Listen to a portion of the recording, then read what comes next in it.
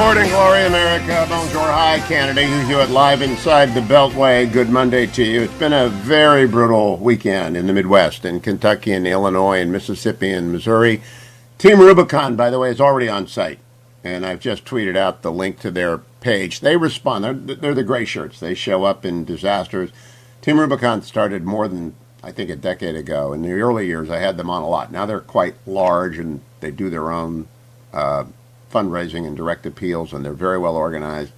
And their nickname is the Gray Shirts because you can't miss a Team Rubicon member. They are usually former veterans of the war, retired men and women in the military, and first responders who are always eager to help. And the Gray Shirts show up, and they're already on their way, and they're there in Mayfield and in Benton, Kentucky. The death toll is only officially at 50, but expected to go over 100. You've seen the stories. You've seen the awful pictures. I never thought anything would be worse than Xenia. And Xenia happened when Xenia, Ohio, super F5 twister, 35 dead, miles and miles of destruction. It was in Ohio, and I was a senior in high school, so I remember it pretty well. And I didn't really think anything could ever beat Xenia, but this did in terms of tornadoes. And they're so sudden and so deadly. They are the Midwest's answer to earthquakes and hurricanes. They're just December. It's not unheard of, but it's rare. It's a spring and summer phenomenon in the upper Midwest, but this is the lower Midwest. And there were 30 tornadoes. And as of this hour, more than 230,000 people are without power. So Team Rubicon actually clears debris and gets people out there and going. And so if you want to do something for them, please do. This audience will help. I know they will, because you've been helping, for example, Angel Tree. And what an extraordinary response we've had from Angel Tree over the weekend. And this is great. Gallagher is still beating me, but I'm not giving up hope of catching him. We are we are well over 4,000 kids served already. It takes $25 to serve a child. And if you, by serve a child, I mean their mom or dad is in jail. Sometimes both parents are in jail. And Angel Tree connects with the family through a church or a prison ministry that's local. My friend Terry Pluto, the Brown sports writer, has been doing prison ministry forever. I wouldn't be surprised if he was connected with Angel Tree. And then they contact the parent or parents who are in jail, get a personalized note, find out a little bit about what the child wants, acquire a gift or two, add a Bible, and deliver that on Christmas Eve or the week before to whomever is the caregiver so that that child has a Christmas. There are 1.5 million such children in America, 1.5 million such children. And that's something no one should have to do, is wake up on Christmas without parents or presents. Presents don't substitute parents, but we are so grateful. Here's Rochelle, a member of Team Rubicon, expressing her thanks to you. I'm sure you're already seeing the importance of the people who give and how much we want to thank them. If it wasn't for the people's generosity, and we're very aware of it and we're very grateful, and we run largely on people's donations and on the Angel Tree partnership, so we're very, very thankful. So, as I say, go to HughHewitt.com, HughHewitt.com. 1,400 children served by this audience, 4,000 by the Salem audience, and I do want to show that this audience, though earlier in going to work as opposed to Mike Gallagher's audience, which are wake up late people and lie around a little bit longer people, that the Hewitt audience is on the spot and ready to go, even though they're going to work in the morning. The news beyond Kentucky is Omicron. Boris Johnson, I'll play his audio at the bottom of the hour. He says there's a tidal wave of Omicron coming. And as a result, Brits have lined up around the block. Now, Boris is in deep political trouble with more parties and more scandals and more video coming out over the weekend. And members of the Conservative Party are looking at each other and thinking, I'm gonna toss him from the bus before we get tossed from the bus in the next election. I don't know about that, but Boris Johnson went on the air over the weekend and said, tidal wave of Omicron coming, we need boosters. It's largely because an Israeli study has found that 2 Pfizer shots, the standard vaccine, which worked against the original COVID and Delta, don't neutralize Omicron, but the booster is very effective. What that means is simply that, like most boosters, like most vaccines, efficacy wears off over time. The efficacy of the mRNA vaccine appears to wear off fairly quickly in 6 months, so you do need a booster if you want to avoid a serious case of COVID Omicron variety. And so go get a booster. And that's in Great Britain, they get it. They've seen it. They've got the National Health Service, right? And it's not the world's greatest way to get medicine to people. They love it. I'm not saying it doesn't work for Brits. It wouldn't work in the United States. We do not do it that way here. But Brits are used to listening to the NIH, and so they're lined up around the blocks to get the booster, and they've run out of boosters, and now people have to reschedule, and the scheduling app fell apart over the weekend. But in the United States, that will be behind Great Britain. It moves from east to west. It's doing the same thing right now. The Delta surge has now moved from the east to the upper Midwest and out west. About 1,200 Americans are dying every day from COVID or COVID-related disease. 2/3 of the United States companies are demanding their employees get it. That is, by the way, legal. You don't have to work for anyone, but companies get to set health policies. Joe Biden's overreach has hurt the vaccine rollout, has hurt the booster rollout, because people get mad at being told what to do instead of being asked and informed. And Americans have made their decision, right? They've just made up their mind. And a few can be nudged, and I try and nudge, but some people are not going to let their kids get it. And the attempt to keep kids out of school was rolled out by the LA Unified School District. They said, oh, forget it, you can come to school, because there were too many kids who weren't going to come to school. And finally, people are realizing that's devastating to a child's life to miss this much school. And I think we'll soon see school districts telling teachers, you can retire, you can come to work. We're not going to make you work if you're afraid of it, but you're going to have to retire. And some people will, and the kids are already disorderly. It's so hard to be a teacher right now. I'm very sympathetic, but you got to go do your job. The news on Friday was that inflation is at almost 7%. A lot of people say our new way of calculating it doesn't really account that it's as bad as it was in the 70s under Jimmy Carter. Look, it's 7%. I went on the Washington Post First Look after the show on Friday and just told Jonathan, look, the COLA for seniors is 6%, maybe 5.9%. So it's all wiped out before they get it. They're already behind because they've been paying inflationary prices since Joe Biden got elected.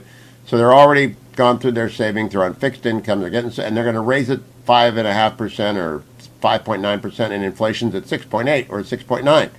So the seniors are already behind. Joe Biden is going to destroy this country because inflation does that. Lindsey Graham on Fox News, cut number 11. As a practical matter, my families in my state are getting crushed by inflation. 6.8% inflation number came out Friday. It's the highest inflation rate in 40 years. So it makes your paycheck go less. It's crushing people who are working. So if you pass Build Back Better, it declares war on fossil fuels. It gives tax credits to buy electric vehicles made by union plants, which hurts BMW and Volvo. This bill, Build Back Better, will be gasoline on the inflation problem. It destroys the ability to extract fossil fuels. Gas prices went up 58%. The last thing I'm going to do is add more burdens to working families in South Carolina. And here's my message to the Democratic Party. Quit lying about this bill. They should revote it in the House. And Senator Manchin, you were right. I hope you'll stand up and stop this madness. We need to stop Build Back Better before it destroys this country. Lindsey Graham's absolutely right. 100% correct. On target. He was talking to Chris Wallace, who announced his retirement tomorrow. His retirement from Fox. He's going to CNN. Good luck to Chris. I've always had nice relationships with him. I think he's a liberal, and I think his questions reflect that, but he's been fair to me. He's been good on the show. He and Gallagher used to be the funniest people in America when he did Mike's show. Larry Summers, who Democrats say, oh, he says Build Back Better is good. No, he doesn't. Cut 14 on with Bloomberg, David's Westons. I think it would I think the inflation rate would be slightly higher in 2022 and 2023 with the Build Back Better than it would be without the Build Back Better. I think over the longer term, there might be some effects that go the other way. But I think over the next couple of years, what economists say, ceteris paribus, other things equal, it would raise the inflation rate. No, Larry, you got to focus and execute with the Democrats. Build Back Better will make it worse for every American. The Wall Street Journal lead story, how do you feel about inflation? The answer will help determine its longevity, because inflation feeds upon itself. Well, if the Democrats pass Build Back Better, they do not care about you. They care about their special interests. Stay tuned. I'm Hugh Hewitt. Welcome back, America. I'm Hugh Hewitt. Good morning to you. Salena Zito joins me from Pittsburgh, where the Steelers, the Bengals, and the Baltimore all lost over the weekend, making the Browns in second place back in the... I'm in a great mood, Salena. Not sure about Pittsburghers, but hey, I want to begin by asking, you and I are of the age to remember Xenia and the devastation of 1974. This disaster in Kentucky and around the region, it seems far worse. Oh, my goodness. It seems absolutely devastating. I've never seen... I just happened to be up when the first warnings went out about this, and just sort of I tend to follow local reporters on social media, and I was sort of watching these reporters talking about this this storm hitting, and these are the people that are there, right? They live in these communities.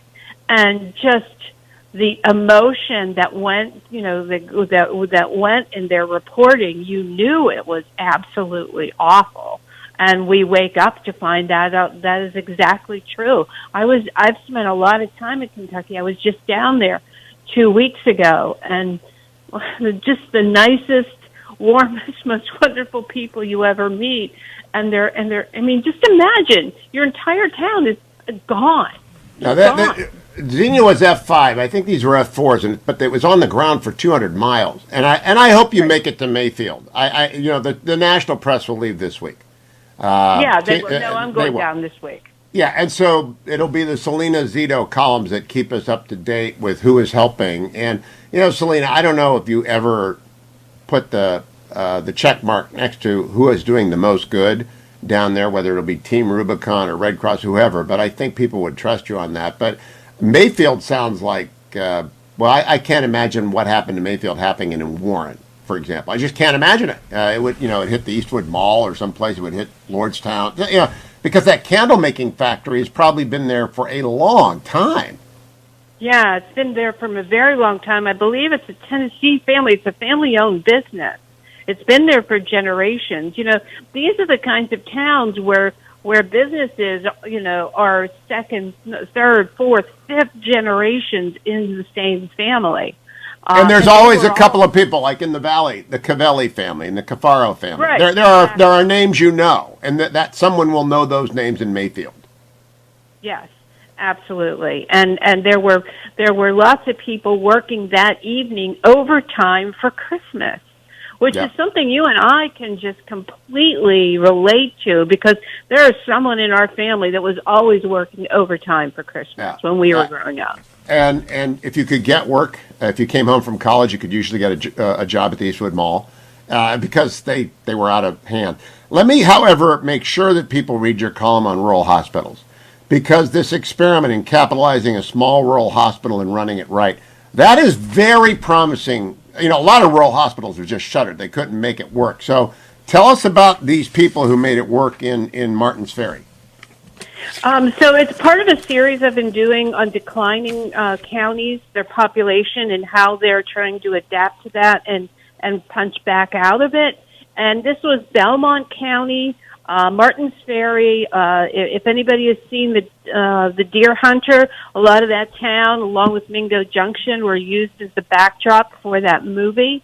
The hospital closed in 2019, and immediately, not only did you lose 400 jobs, but you also lost emergency care, surgery. People had to go into different towns and different places. They didn't go, to their regular doctor because their doctor was now gone. And no one imagined that anyone would come back and open this rural hospital back up, because that doesn't happen in America. But it happened here in Belmont at East Ohio Valley Hospital by a man named Dr. John Johnson. He's out of Dayton, Ohio, and he wanted to see if this was something that could happen, because it is always the opposite that happened. And so he invested capital into reopening this hospital, found a local guy who's been running hospitals up and down, the Ohio border, places that you and I grew up in, Bernie Albertini. I love the name. It's like Alberini's is the key restaurant in Warren. So Albertini's is, I just read the name and said, I love this guy already. I've never met him. But the key is there's a model here, right? There's a model. Yes. He not only did he bring back the 400 jobs that were lost, he brought back 500. And they're only using local businesses to support the system. So it was construction company to rebuild the interior of the hospital, which Bernie said when he was walking through it, it was like something out of a post-apocalyptic movie. They brought a Starbucks in, which is the talk of the town, and they used the hardware store, the paper company. You know, it's a real investment in community. It's a great call. It's really one of the better Salena Zito columns in a long time, mostly because it's about Ohio. Salena, good to hear from you. Look forward to your reporting from Kentucky. Thank you. Everything Salena is found at salenazito.com. People love this segment because she's always happy on a Monday morning, as you should be, because you're alive and in America. I'll be back, America. Hour number 2 straight ahead. Morning, glory, America. Bonjour, hi, Canada. It's Monday, so as is usual for us, Jake Sherman of Punchbowl News joins us. All things Punchbowl News can be found at punchbowlnews.com. Jake, of course, is on Twitter at Jake Sherman. And in this morning's Punchbowl News, it's mansion time. I love that headline, Jake. Do you get credit for that, or one of your colleagues get credit for that? Well, I'll take you a little bit behind the scenes, Hugh. I wanted to do it's manch time, but John Bresnahan, my colleague, said we had to say mansion because I guess we're adults and we can't shortcut somebody's name like that. So anyway, yes.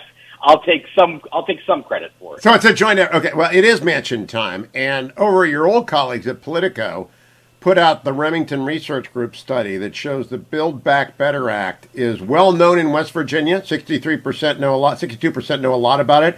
It is strongly opposed by 53% of West Virginians. Someone opposed by 6%. It's so unpopular. Does Joe Manchin take a look at? Was this commissioned by Republicans to get Joe Manchin's attention? I haven't seen that, but that doesn't mean anything. I will say, I believe, and and we kind of laid this out this morning, but this is based off some conversations I've had the last 24 hours. There's two competing things, I think, Hugh, and they're actually in complete conflict with each other. The first is what you just said, which is it seems to me at this point, sitting here December 13th at 7 a.m., that I can't imagine how he votes for this thing. I just can't. He's raised so many oppositions. He has not commented yet on the inflation report, which came out last week, which showed the highest inflation in 40 years. So how the hell could he vote for this? That's number one. The other thing I think is, and this is what some people have told me, is that he's going to vote for this at some point. He might as well do it now. I don't understand. So I get that. If he's going to vote for this, there's no time better than now. But listen, I'm completely in the dark here. We're very much looking forward to talking to him today. We will probably talk to him today.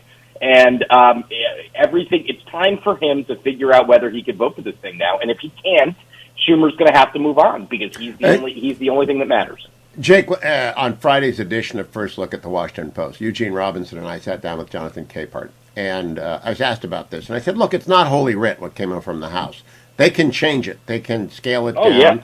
And the best question, if you get a chance to talk to Manchin, if I got the senator on the show, I would say, Senator Manchin, what do you like the most about Build Back Better? And then what do you like second most? And then what do you like the least? Because then you've got a prioritization for how, if he comes back and says he likes the Medicare, Medicaid provisions, well, that's what you drill down on. And if he hates, as I do, the preschool provisions or the HUD housing provisions, maybe that goes. But you've got to begin with what do you like and what don't you like? Because Joe Manchin is, every senator actually is going to own every paragraph of it all if it passes, right? Of course. So, you know, that's an interesting point. But I do think his biggest gripes, so to speak, are, I don't want to go too far here, but they're very difficult to resolve. I mean, the bill spends a lot of money. He doesn't want to spend a lot of money. He doesn't like the paid leave stuff, which will come out of the bill. He's fought back on the climate change stuff. So, you know, this is his opposition is fundamental. Now, I'm just being honest. I don't know how this is going to turn out. I don't have a good sense. I'm trying to report on fact and not conjecture. Right. But right. it does seem to me difficult that he's going to vote for this month. I don't know that for sure, but that's just No, it doesn't seem to me until they get 2 months of inflation that is going down, not going up. I think it's crazy to vote for it, and that's a very safe harbor for him to sail into. But I haven't seen anyone ask him, what do you like the most? That is the kind of question that would give a compass to Democrats, right? And maybe he said it behind closed doors, but nobody's asked him in the hallway, what is the best part of Build Back Better? Because that then becomes the centerpiece on which they can hang the ornaments. Yeah, that's an interesting question. I mean, we've asked, I mean, we haven't asked in that context, but we've asked in previous context, in other contexts, what his favorite provision is, or what he likes and what he doesn't like. So yeah, it'll be really interesting to see. You know, Jay, I think you and the team do a good job of asking serious questions, but a lot of time is wasted with Manchin when he's caught, asking him about the filibuster and asking him about the voting rights bill and asking him process questions. We've calmed down on that, or we as the press corps has calmed down on that. He's not doing the filibuster. He said that, and I mean, last week he got asked the question: would he vote to overrule the parliamentarian? Which I think is, it's just dumb. I mean, I guess it's a good thing to note, to have him on the record saying that. But most of his stuff now that he's getting asked, and I'm in a lot. We don't have the resources to have people stand outside of his office. CNN does, NBC does. We don't do that. But we get him in the hallway all the time, and we ask him. I mean, I just said to him last week, like, help me understand where you are. Like, Jake, this is a question for you on process, because I'm not a hallway reporter. I don't do that. Yeah. I line up interviews like former President Trump last week, and I get them for 30 minutes. Does the media ever agree among themselves, okay, today is going to be Jake Day, and Jake, you're going to get 5 questions, and here's what we think you should ask, and because you can't really develop anything unless you get a follow-up or 2 or 3. It's a series of seriatim questions just don't work. Well, we don't. I don't think it's that formal, but I do think that, like, when we're in these scrums, we do get follow-ups. We do get 2-3 questions, and it depends how quickly they have to go, or they have to be where they're going, which is, they're going to a vote, or they're going to a meeting, or they're going to a hearing, or whatever. But we do get a lot of follow-ups and time, and for the people who are there all the time, like me and like other people, I would say that senators are almost to a person, maybe I would say 98 senators, maybe there's 2 or 3 or something who aren't like this, but are actually good about talking and happy to talk and answer questions and engage. So it's a great reporting environment. Yeah, but I think it's a diseased system, because what we need are extended conversations with decision makers. I have not seen Senator Manchin do a 30-minute sit-down with anyone. Have you? Yes, he did it with David Rubenstein. Oh, well, that's David is a perfect. David is a smart guy. He's established. He knows what he's doing, but that's not a reporter. David Rubenstein is a figure of prominence for the rest of the audience who doesn't understand. He's the greatest philanthropist in D.C., founder of the Carlyle Group, guest on this show many times, but he's not the kind of fellow who's going to ask a systematic set of questions about BBB leading back to what can pass and not. Yeah, I think he's done one other one. He did something with the Wall Street Journal last week at their CEO Council, I think it's called. So he has done some of them, but point taken. I mean, we're all for, to be honest with you, we would love to do an event with Manchin. We do tons of events where we talk to people for 30 minutes. We're doing Susan Collins tomorrow, and we would love to do one with Manchin, and frankly, we probably should. It was her birthday last week, Jake. I hope you know that. We will make sure to wish her happy birthday. But no, we should do one with Manchin. That's a good point. Well, Senator Collins probably speaks to him a lot, given that they are not too far. They're across the aisle, but they're awfully close in terms of how the Senate should work, right? Absolutely, both on substance and on procedure. I would say they're quite close. So that will be. Where is that event going to be? That's virtual. It'll be online. I believe tomorrow afternoon is my recollection. But we linked to it this morning in the newsletter. You know, I think that Senator Collins' massive re-election win is a message to people like Mark Kelly and Maggie Hassan, especially up in New Hampshire. They thought she was in the race for her life, and Susan Collins destroyed her opponent, who was a very formidable state senator figure. And I think that's the polling problem in America. It wasn't a sudden swing, Jake. It was a poll. Ask her if you have a chance. How come the polls were so wrong about Maine? My guess is that Mainers won't talk to the pollsters. Yeah, I think we've actually asked her this, and she basically said this was a race on. This was not a national race. This was a race with a person who has been in office for a long time and who had a good relationship with her constituents. And it's amazing. Her opponent, whose name is escaping me, is Sarah something I can't remember right now. Yeah. Sarah Gideon. Yep. She still has, I think, like $9 or $10 million in the bank, which is just stunning to think about because she lost. And What? Yeah, she still has a ton of money in her campaign account, which is actually quite surprising to me. Boy, the FEC doesn't do much, but one of the things they ought to do is oblige that money to be spent on charity. If you don't spend it on your campaign, it's just defrauding people. I'm sure Republicans have done it, by the way. This isn't a partisan attack. Oh, yeah, they all do it. So she has $10 million on hand. She can give it to charity. I think she actually has given it to charity, some of it. But also, I write about this all the time. There are tons of former members of Congress who basically fund their post-congressional life. They pay their cell phone bills, their everything out of campaign accounts, and it's absolutely ridiculous. I don't mind people running a balance. If they got a career ahead of them, they can keep some of it. But if you're not going to run again and you got $9 million unspent, all those people who gave you money, gosh, that's awful. Hey, Jake Sherman, good to talk to you as always. PunchbowlNews.com. Get your morning dose of Punchbowl News. You'll know what's going on the Hill from Jake. Thank you, Jake. I'll be right back, America. Stay tuned to the Monday edition of the Hugh Hewitt Show. Morning glory, America. Bonjour, hi, Canada. I am Hugh Hewitt inside the Beltway live. Joined this hour by Senator Marsha Blackburn of Tennessee. Good morning, Senator. Welcome back. How is the part of your state impacted by the tornadoes doing this morning? Well, we are always hopeful. We're the volunteer state. People show up and help, and, trees are beginning to be chainsawed and debris removed and roofs patched and windows replaced, and we will come past this. And we certainly, we lost 4 Tennesseans in the storm, and everyone who is grieving for loss of life and livelihood, we are praying with them, and we're here to help everybody kind of get past this and to recover. Senator, I don't want to get too far away from Ukraine because I want to cover the piece that you and Michael Waltz wrote for Fox News, and I always disclose my son works for Michael Waltz, but it's an important piece on Ukraine, so I want to get to it. But I have to ask about these tornadoes in December. I have lived in tornado land for a long time. Tornadoes are a spring and summer thing.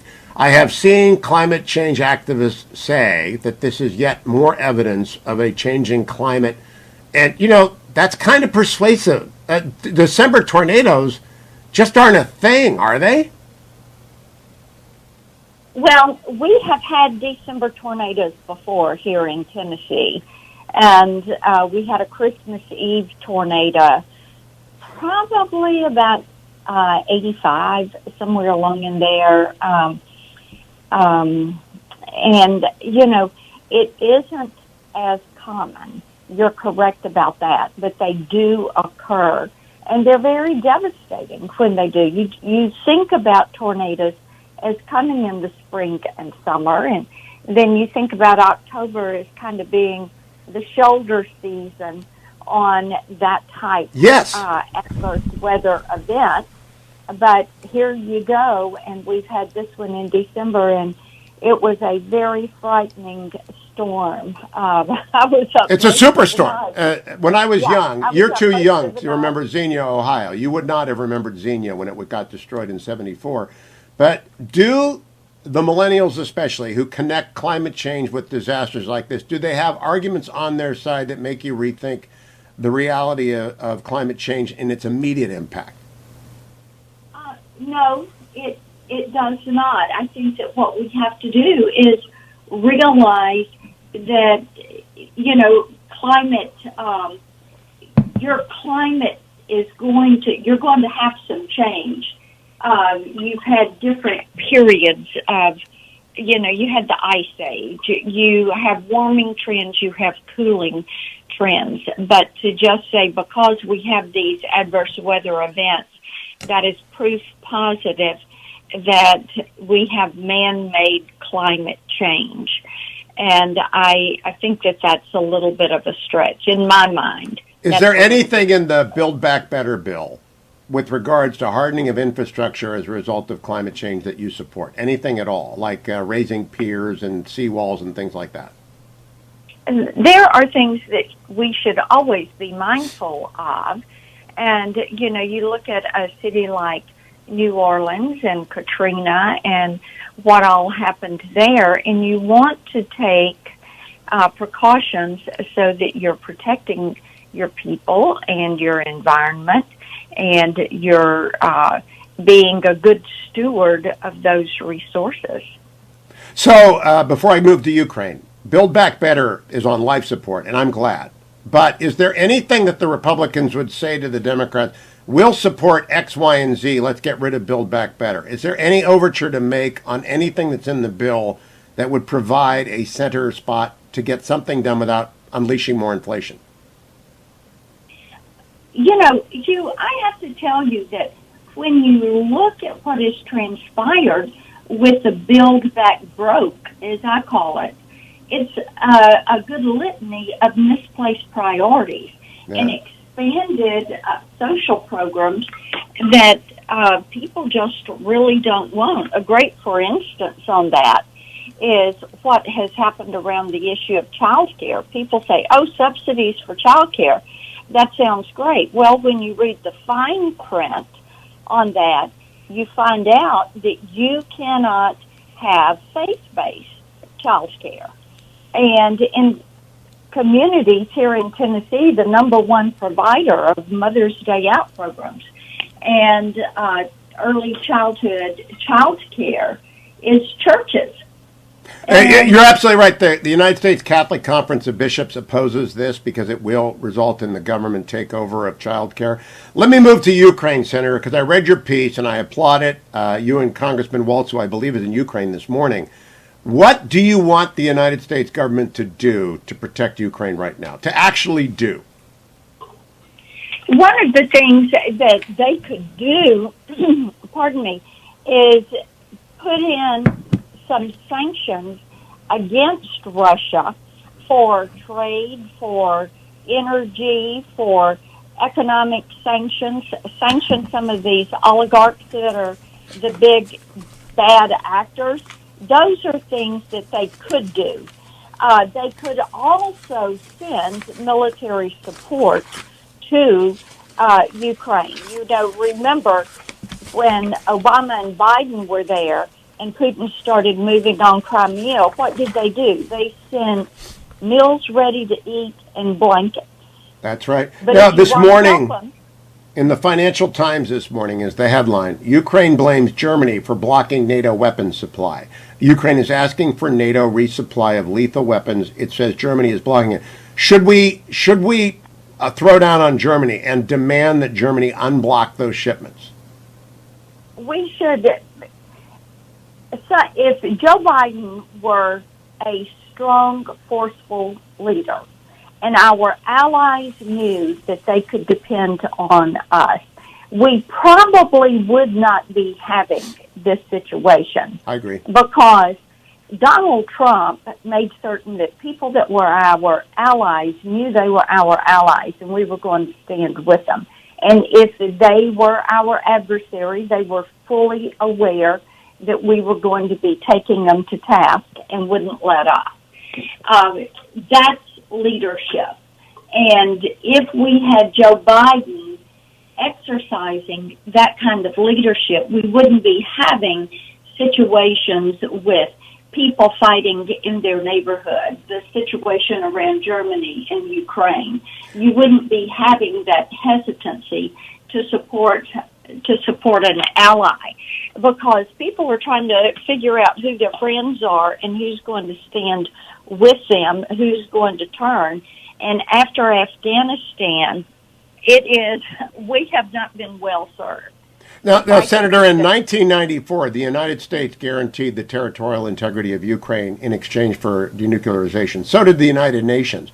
So when President Biden said last week they're not an Article 5 country, that's true, they're not NATO. But we made a commitment, didn't we, that they would be defended if they gave up their nukes. They gave up their nukes, and now we're not doing anything. Well, that's right, and you have to look at what Russia has with their nukes. They're sitting on upwards of 4,500 warheads. So you have to look at that. You know, Ukraine is looking at that, Hugh. You know that they're looking at the neighborhood. They know that Russia and Iran and China and North Korea are all there together, and they know that Obama Biden didn't stand with them against Russian aggression, and they're probably trying to figure out how they're going to protect themselves and not end up with Russia in charge. Last question, Senator Blackburn. Is there any line on any map that you think the United States would defend with military force if crossed by an adversary? Taiwan, Ukraine, Poland. Poland's in NATO.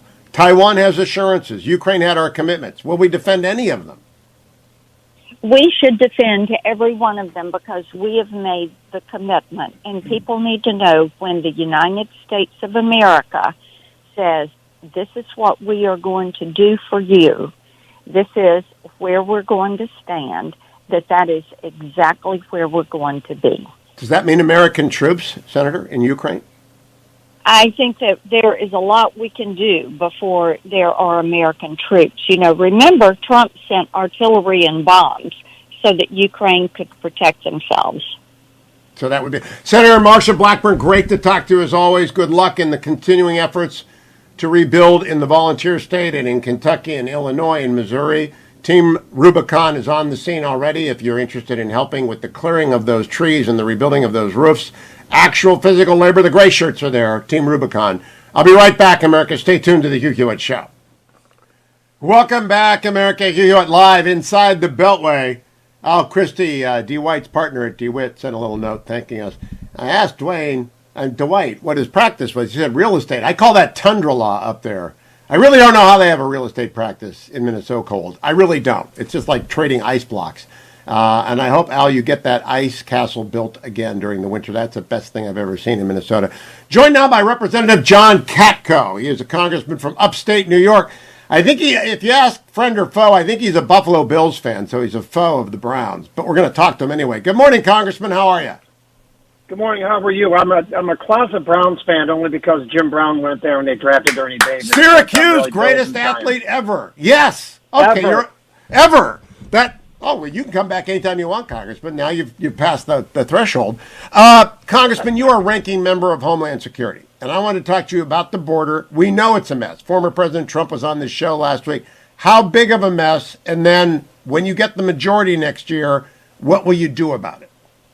Well, Hugh, in a nutshell, I was an organized crime prosecutor before I came to Congress, and I started my career in El Paso, Texas, going after cartels in the mid-'90s.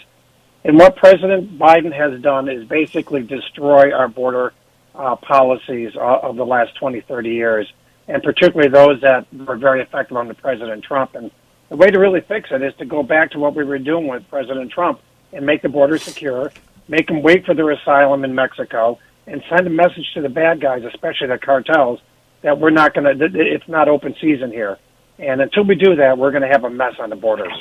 Congressman Catko, first, I got to ask you a political question. Will you still be there in 2023 to do oversight? Because the New York Democrats are doing an aggressive redistricting. I mean, Illinois is the worst, but the New York Democrats want to wipe out the Republicans.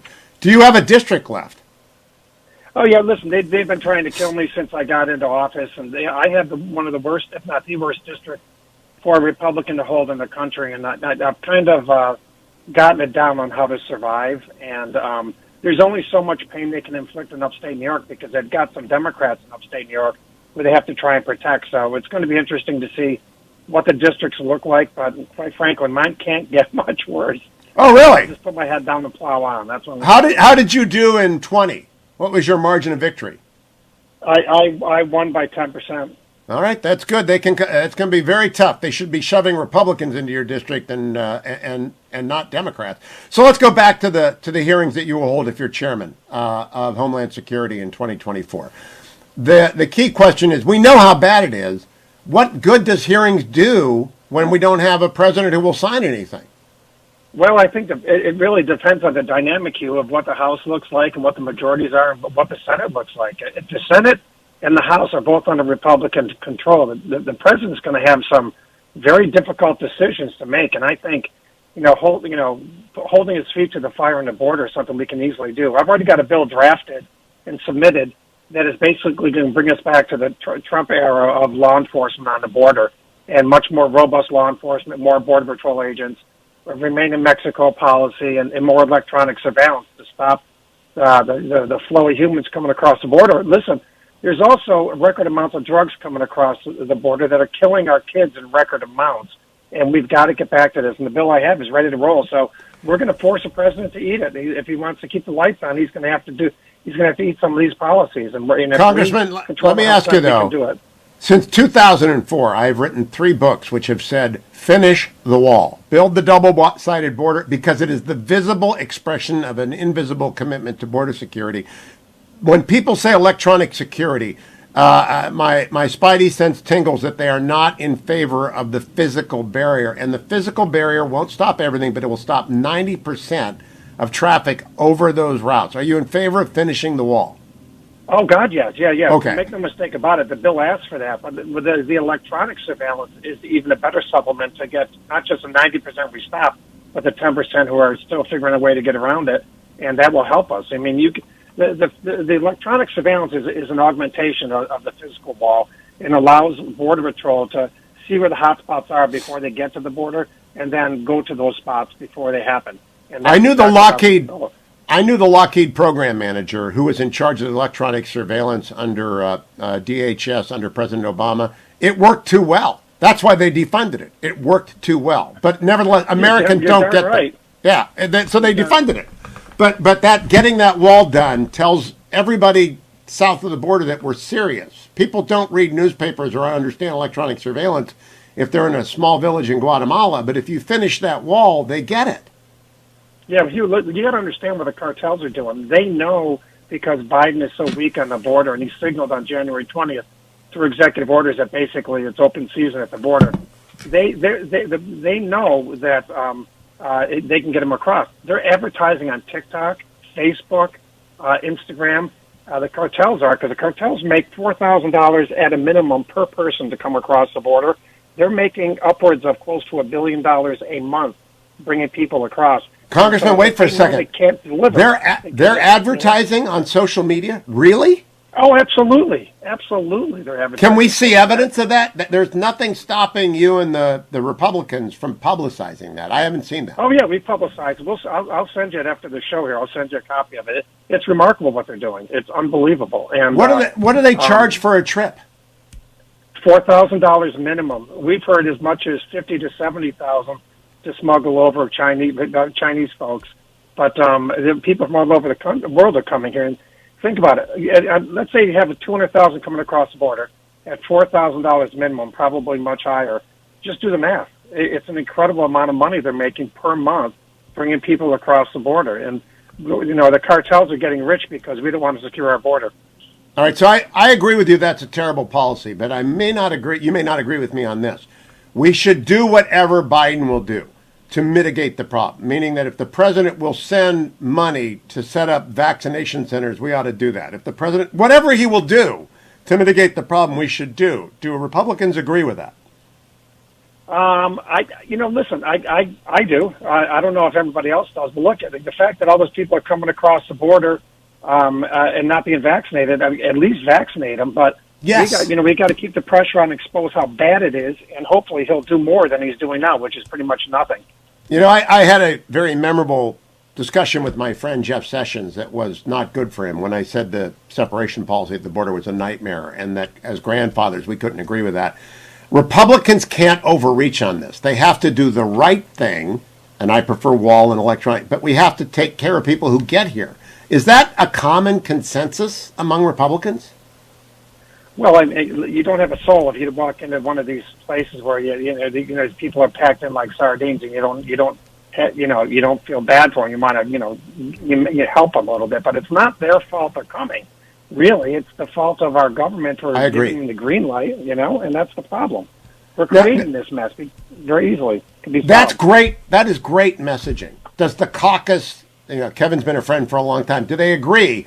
We will stop it, but if we can't stop people who have legitimate asylum claims, and there's a lot of problems with that, we will at least take care of them in humane conditions until they can be adjudicated and returned. Look, if they're here, we can't treat them like the Chinese treat the Uyghurs, right? We Yes. gotta treat them in a humane manner, right? Exactly.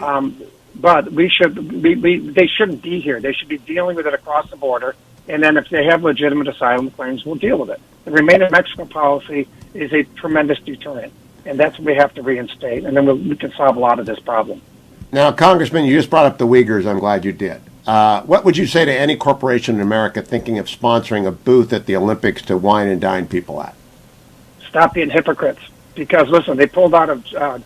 they wanted to pull out of Atlanta, all these corporate wokies, if you will, to coin a phrase.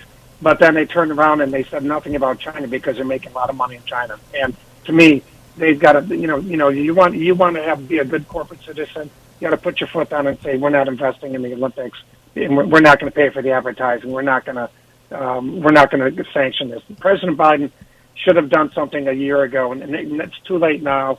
But at least he's doing a diplomatic boycott, but it's a half measure and it's far too late.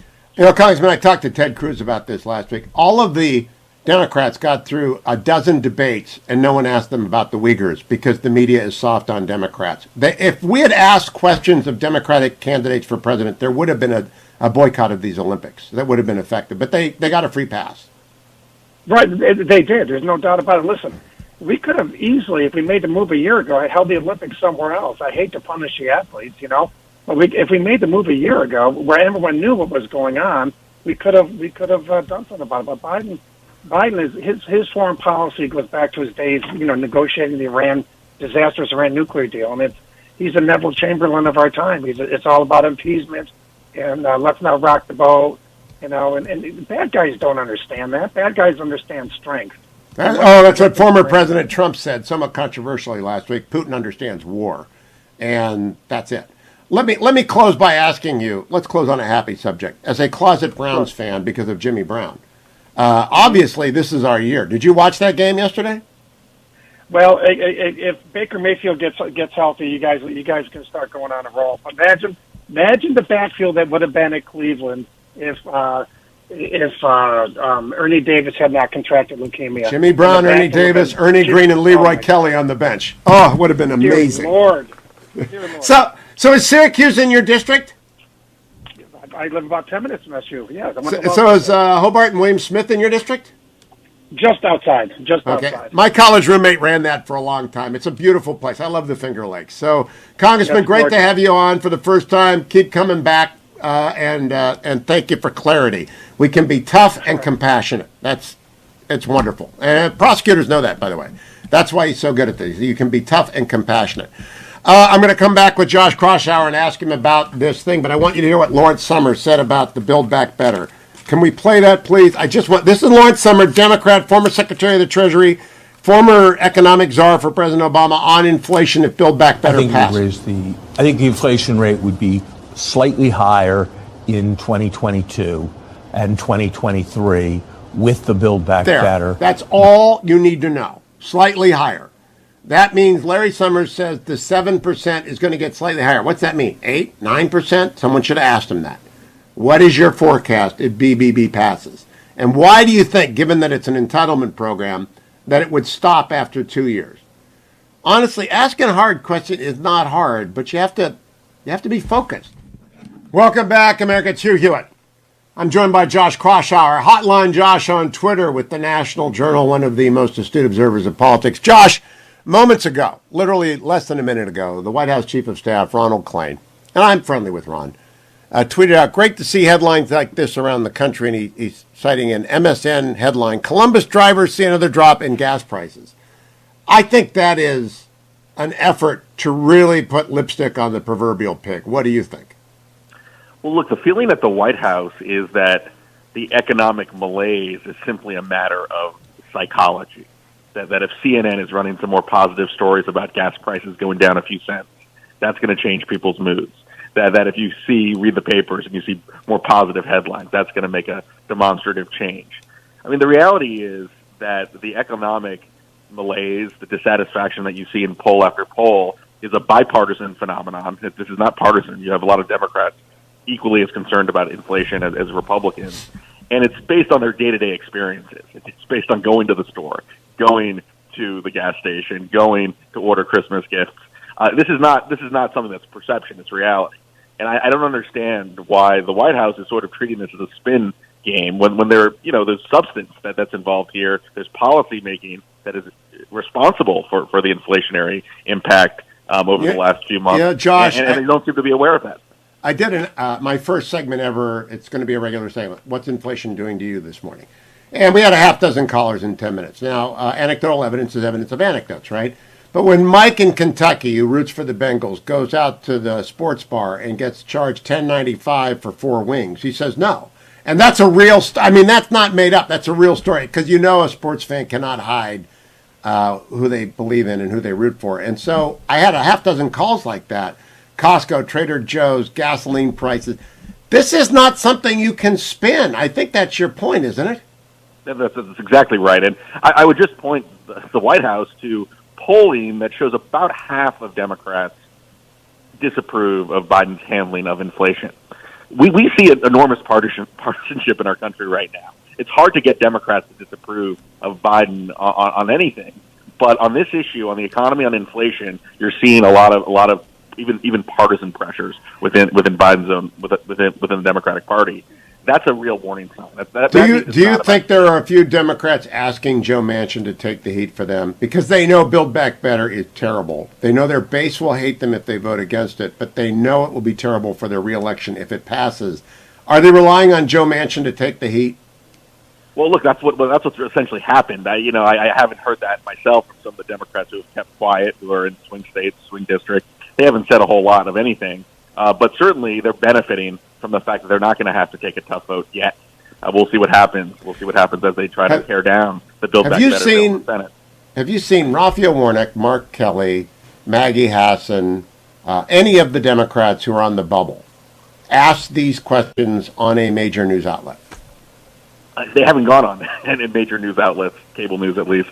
I haven't seen them being. I mean, when I know in the past administration, whenever Trump would say something controversial, you'd have the press swarm on the members of Congress who are really facing the heat. I'd love to see that a little more with these vulnerable Democrats who are up for re-election and haven't really been out in front in talking about Build Back Better, talking about the state of the economy. But certainly, this is inflation. I mean, you can talk to their staffs, you can talk to the political operatives running these races. They are worried intensely about inflation and about the economy, and they see the polls just like everyone else does.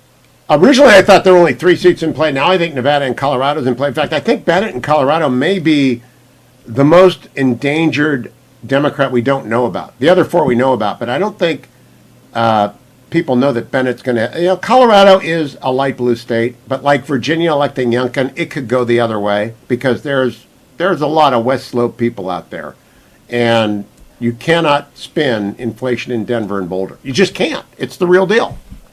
It's also interesting that in Colorado, the governor, Democrat Jared Polis, is one of the more open up the state. Let's get vaccines and get back to normal. I wrote about him in my column today, but he is actually one of the few Democrats that on the COVID issue is saying let's get back to normal. Let's get vaccines and let's not talk down the economy. Let's not. It's interesting, Josh. They bring up Pete Buttigieg as a viable candidate for president in today's Jonathan Martin, Alexander Burns, and of course Pete's gay, and I don't think that matters to the country. But they didn't mention Jared Polis, who is gay, and he's actually got a much better record for running for president than Pete Buttigieg. Much better. Yeah, record. I mean, I don't. I mean, I wrote. Yeah, I don't understand. I mean, Pete Buttigieg, very nice guy, smart guy, but I don't see how he has the credentials to run for president and successfully, at least in 2024. Jared Polis is one of the more underrated political figures. I agree. Gina Raimondo and Jared Polis are the two. Don't sleep on those two.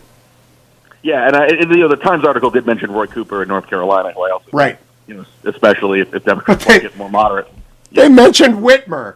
There is no way Whitmer gets near a national ticket in 100 years. She's been such a disaster. I don't know if she can win re-election, but there's just no way. Yeah, I think she's going to have a very tough re-election, Hugh. This political environment in Michigan right now is really tough for Democrats, there are some pretty credible Republicans standing up against her. So that she may not even survive 2022. So I'm not going to mention any of them because I want to go do that debate as well. I'm going to Minnesota to do the Republican hopefuls for governor debate on Wednesday night. So I don't. The only race I'm involved in is the Missouri Senate race. And there I'm not really involved. I just don't want to nominate Eric Greitens. Josh Kraushaar, thank you. Hotline Josh on Twitter, National Journal. I'll be back tomorrow, America, on the next Hugh Hewitt Show.